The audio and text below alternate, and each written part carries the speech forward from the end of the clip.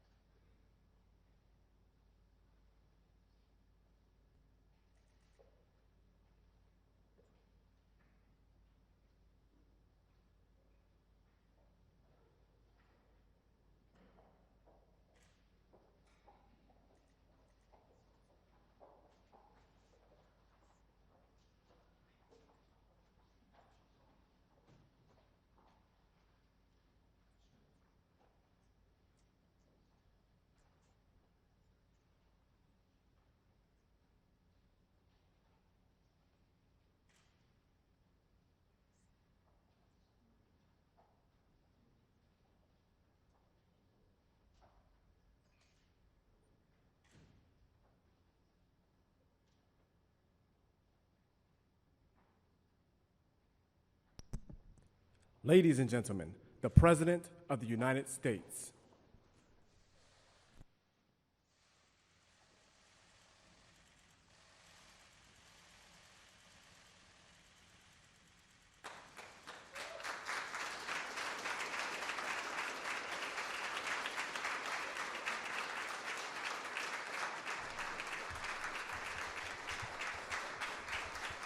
Thank you very much. Please, thank you. Good afternoon. And before we begin, 5 years ago, 9 innocent parishioners of a historically black church, you all remember this horrible event, were tragically killed during an evening Bible study in Charleston, South Carolina. That was a despicable act of evil. Today we remember this somber day as our hearts still break for the victims, and our prayers go with all. That was a terrible event. It was a terrible day. Terrible, terrible day for our country, for the world to witness. Thank you very much for being with us at the White House as we reaffirm our sacred promise to support and protect our great veterans. We love our veterans, and great they are. With honor and courage, these incredible patriots performed their duty to America, and now we must fulfill our duty to them, and that's what we're doing. And we're doing it beyond what anyone's ever done as president or as an administration. We're gathered together to address an especially urgent struggle. Today we're unveiling our roadmap to empower veterans and end the national tragedy of suicide. Tremendous problem. Tremendous, tremendous problem. My administration is marshaling every resource to stop the crisis of veteran suicide and protect our nation's most treasured heroes. They've been through so much, and it's such a deep-seated problem. And we're doing tremendous research and everything you can do. But it is something that nobody quite understands, and they're gaining knowledge, but they don't quite understand it. And I want to thank our Vice President for being with us. And I especially want to thank, frankly, wonderful Karen Pence, who is so committed to the veterans and this particular problem. And thank you very much, Karen. We appreciate it. Thank you.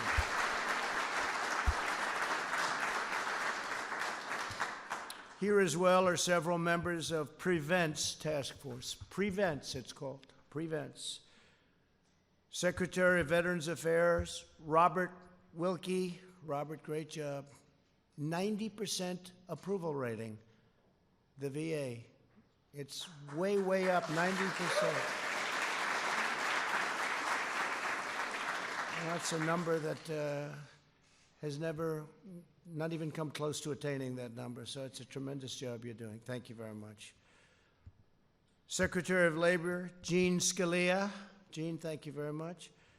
Secretary of Health and Human Services, Alex Azar. Alex, thank you. Secretary of Housing and Urban Development, the great Ben Carson. Thank you, Ben. Secretary of Education, Betsy DeVos. Thanks, Betsy. And Acting Director of OMB, Russ Vogt. Thank you, Russ, very much. Also with us are Surgeon General Jerome Adams. Where's Jerome? Jerome, hi, Jerome. And he got a standing ovation the other day. I introduced him. He got the only standing ovation, Jerome. What was that all about? And the Executive Director of Prevent's Task Force, Dr. Barbara Van Dalen. Thank you very much. Appreciate it. Thank you. Thank you, Barbara. And representatives from several of our nation's leading veterans groups. We have tremendous people in this room, people that work so hard for the veterans, and they love our military, they love our country, they love our veterans. Thank you all for being here very much appreciated.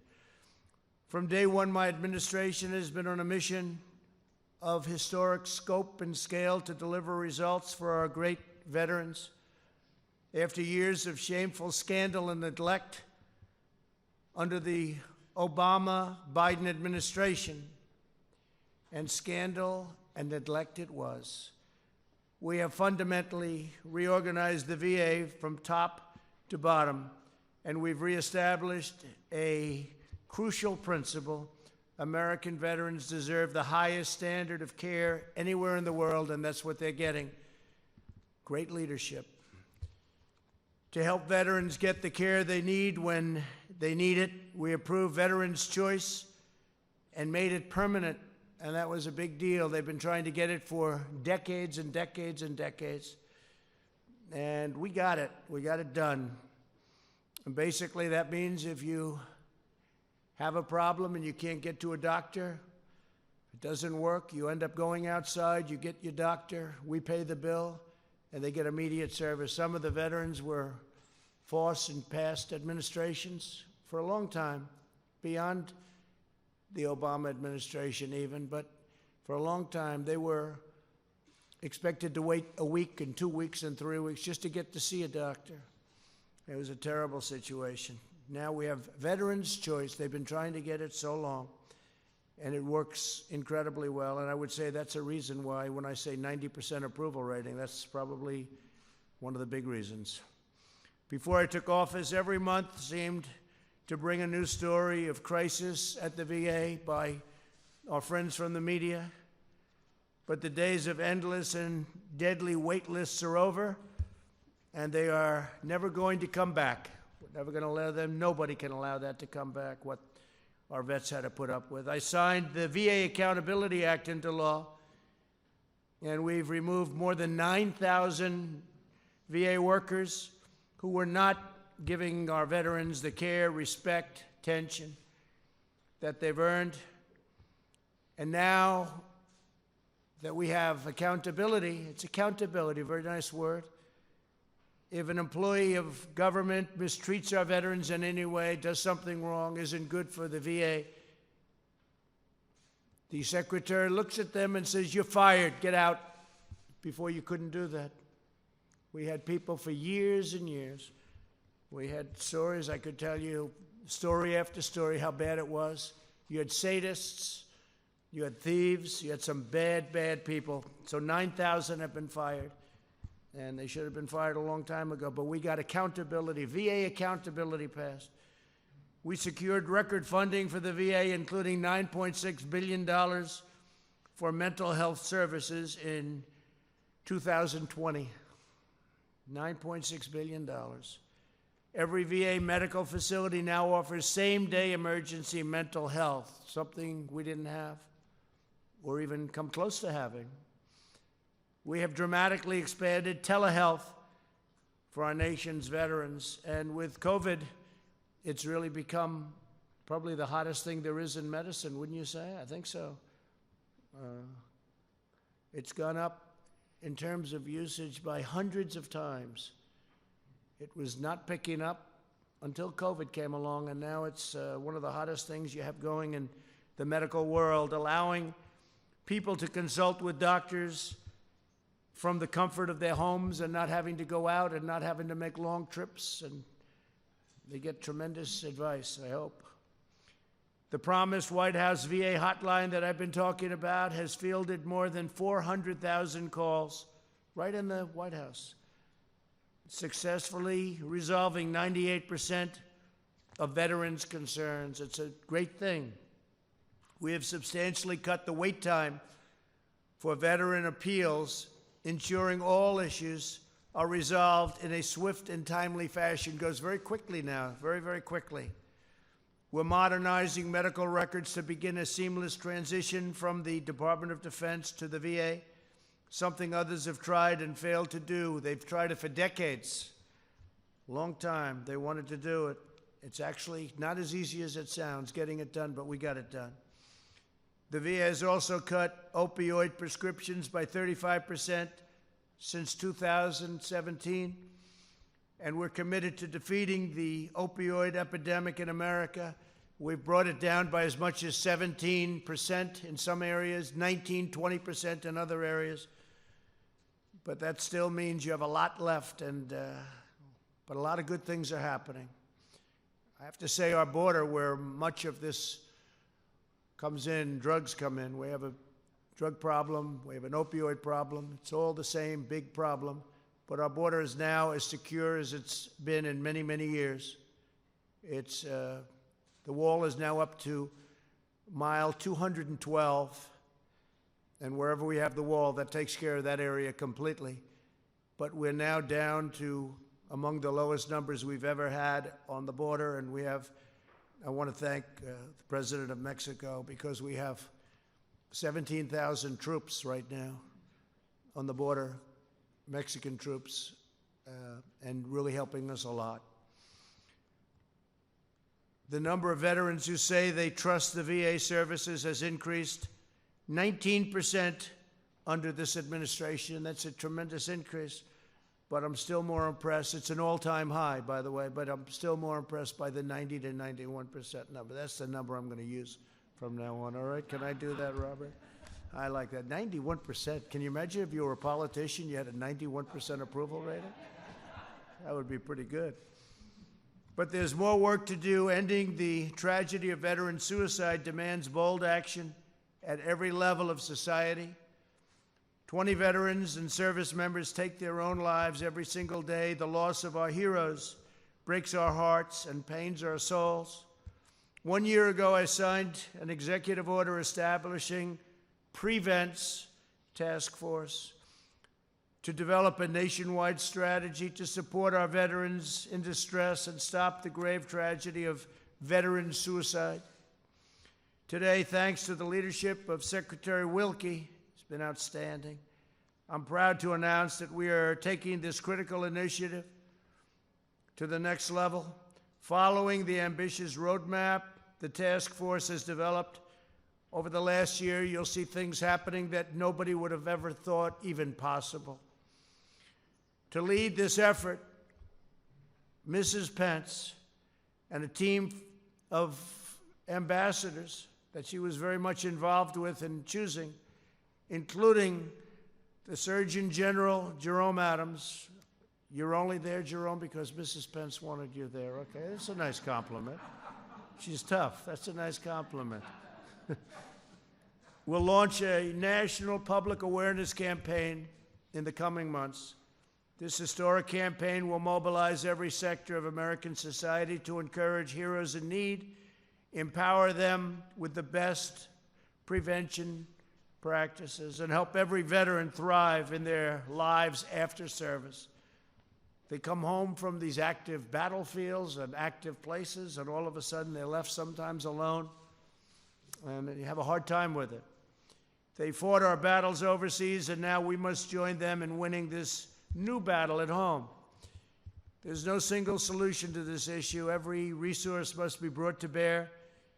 We're expanding our partnerships with military and veteran organizations, universities, faith-based leaders, businesses, nonprofits, and all levels of government to establish specialized support systems for our veterans. The task force has already partners with 30 large corporations to help them prioritize the mental health of their employees, and we will continue adding to that number, and the number is growing very rapidly, very, very rapidly. We're also launching a national research strategy. The Prevent's Office will work with the greatest scientific minds across our nation to evaluate research to better understand the trauma service members face. They face tremendous trauma. Identify effective treatments and communicate their findings to the public. The Prevent's Office is currently reviewing the $1.5 billion of federal funding committed to suicide prevention to make sure research goes where it is most needed in order to save lives and to make lives better. Here with us today is former Marine and Coast Guardsman Chad Heiser, who can share with us his personal testimony about the importance of the steps we're taking today. And Chad, if I could, please, would you say a few words? Thank you.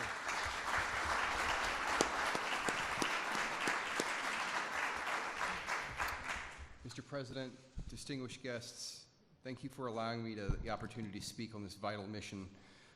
that affects the veteran community so much.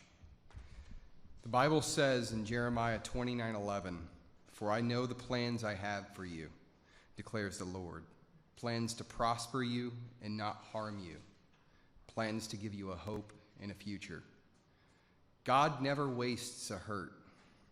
These are the words I was told long ago by a mentor and friend, but never really understood their impact until I began the healing process from my trauma that I experienced in combat as a United States Marine. On March 23rd, 2003, in one horrific day, 18 Marines were killed that were part of Task Force Tarawa during the invasion of Iraq at the Battle of Al-Naziriyah.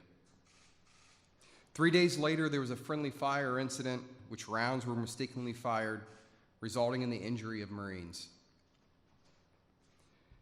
After being honorably discharged at the end of my enlistment, I returned home feeling guilty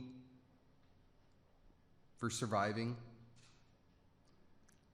shame for feeling like I hadn't done enough.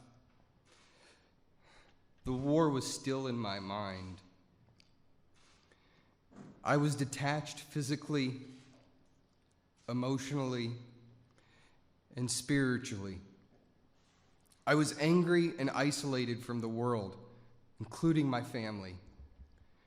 Just 1 year after leaving the Marines, I decided to return to military service, this time with the United States Coast Guard, seeking a last-ditch effort to cope with the pain and regain my purpose in life. Unfortunately, my condition only worsened. In 2005, I attempted suicide. I was transported to a medical hospital, diagnosed with post-traumatic stress disorder, and shortly after I was medically retired. During this time, my wife was praying. She was asking God to help heal me from this combat trauma. I felt there was no one I could turn to, that my life just wasn't worth living. As a tough Marine, I was hesitant to seek the help I truly needed to recover. 2009, by God's grace and mercy, I was saved by Jesus Christ. After carrying these burdens that I had carried for so long, the newfound hope I had was my foundation now. In 2011, I participated in Wounded Warrior Project's Project Odyssey, a combat recovery retreat. For the first time since returning from combat, I was able to open up about my own personal experiences and help further my own recovery process. This was truly a turning point in my life that gave me a sense of new direction.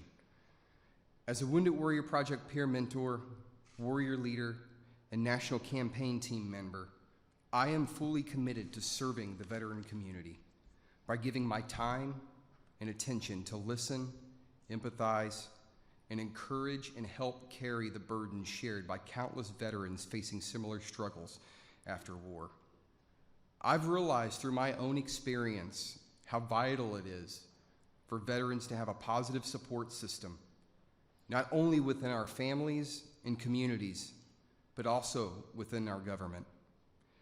Showing support and caring for those who are hurting. It's also important to let everyone know, let the country know, that they can be strong and ask for help if you are struggling.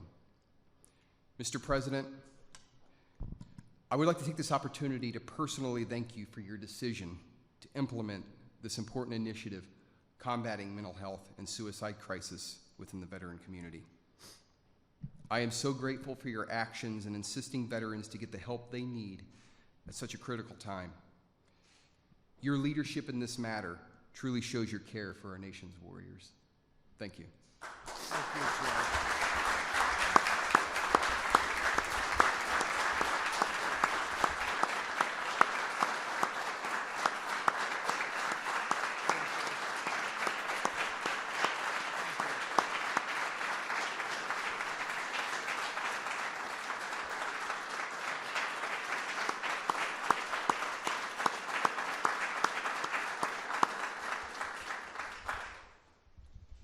fantastic, Chad. Thank you very much.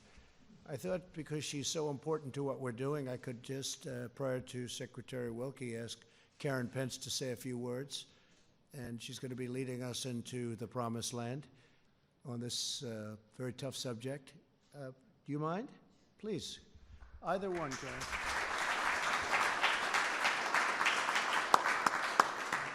Thank you, Mr. President. I just want to say thank you for this administration realizing that this is an issue that we need to face head on. You are changing the culture. It's the leadership at the top.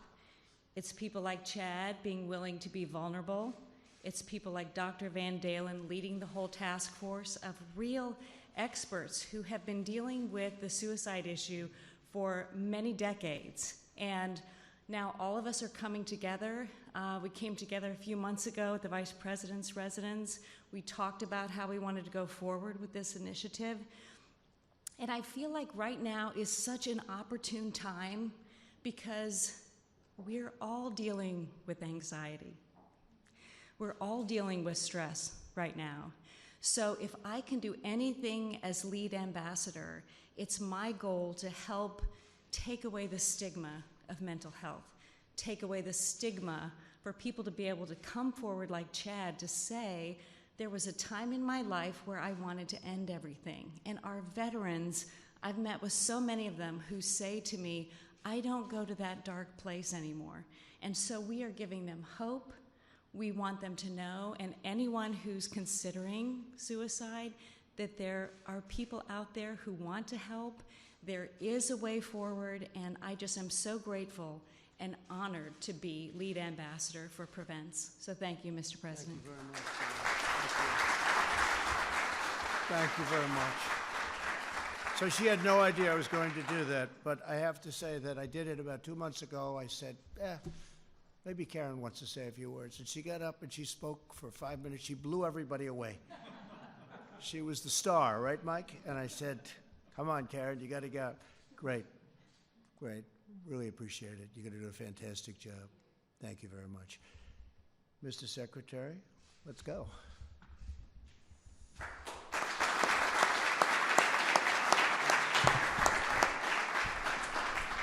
Thank you very much, Mr. President. I have been accused by some in this room of living in the 19th century and looking back on American history before I make any decisions. And I'm going to plead guilty to that for a second here and say that in the history of presidential campaigns and then later the administrations of a victorious candidate, there has never been a candidate or a president who put veterans front and center, first of the campaign and then of the administration, until you did.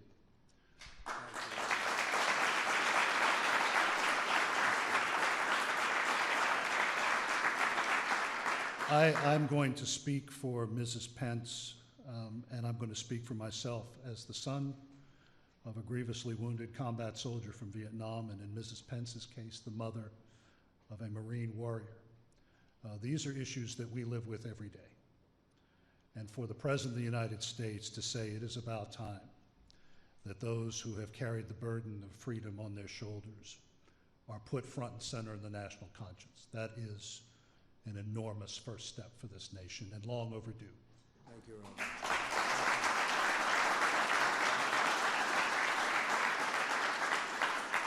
I've thanked Mrs. Pence. I want to thank two other people. First is our executive director, Barbara Van Dalen, who took this burden on herself, but took it joyfully, and is not only opening the aperture when it comes to a discussion of this last tragic act in a veteran's life, but also opening the aperture on a discussion, finally having a discussion on mental health and addiction. So Barbara, I thank you very much for what you do. And last but not least, I want to thank our Deputy Secretary, Colonel Pamela Powers, who took this on when she was Chief of Staff and has carried it across the finish line. I thank you very much, ma'am.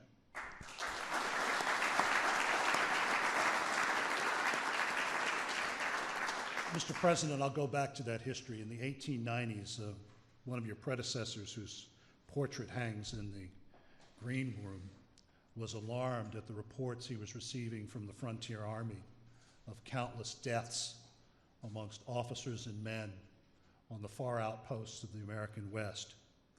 He was the first president to begin taking a look at those sad numbers, and it has taken these 130 plus years for another president to finally say, enough is enough. On any given day, 20 American warriors take their own lives. Those are active duty, guardsmen, reservists. The largest part of that number is from my father's generation in Vietnam. But another reason why this task force is so important is that it will point the way for the rest of the country. Growing up as a youngster at Fort Bragg, the leading cause of death amongst my classmates in junior high and high school was automobile accidents. Today, it is suicide. It is a scourge that is impacting every segment of this country.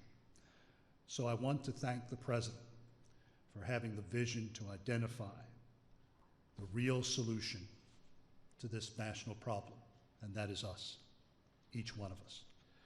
Each one of us can help end the stigma that has prevented America from taking on the important issue of mental health. Each one of us can work to change the culture that made it acceptable to ignore the signs of mental health and distress.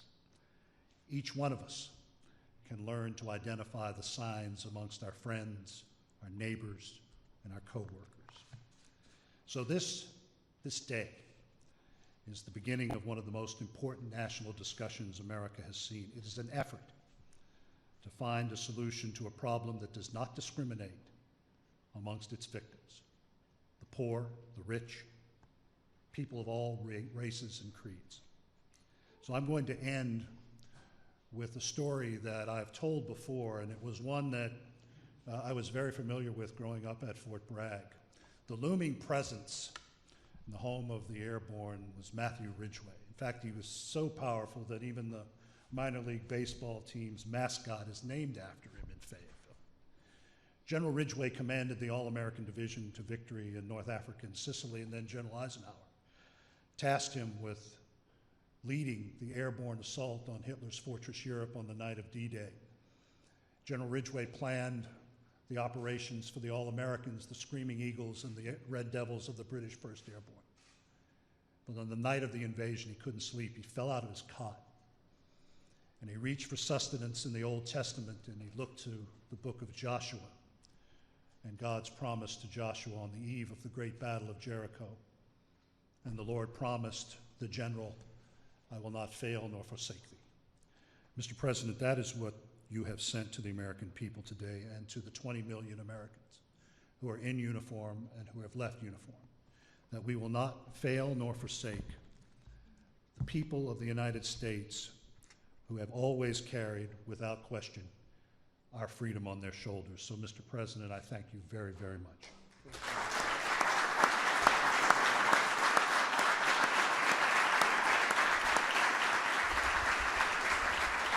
Great job you did. So Karen Pence has stated beautifully just a little while ago that the two words anxiety and stress. And all I can say, Mike, is thank goodness we don't have any anxiety or stress in this job with these people back there. But I will tell you, we're working very hard on this problem, and I think we've made a tremendous amount of progress. I even noticed your number, 20. 20 is different than 24. You know what that means, each day. Hard to believe, each day. But 20 is a big difference, and we're getting it way down. And with some of the treatments that we're talking about, I think it'll go a lot lower than that. And Barbara, I want to thank you very much. I want to thank Chad. I want to thank you very much. It was a beautiful, beautiful statement. You've done such a fantastic job. I see General Kellogg. He's one of our great generals. He's done a fantastic job for me, and he's doing some very important things for me right now. So, General, thank you very much. Really fantastic job. And we will have another meeting soon, and that meeting will be a meeting of progress, because I know with Karen in charge and with the Surgeon General working along with Karen and the group that you have, I know every one of them, you're going to make big progress very, very fast. So thank you very much. Thank you, Karen. Thank you very much, Mike. Thank you.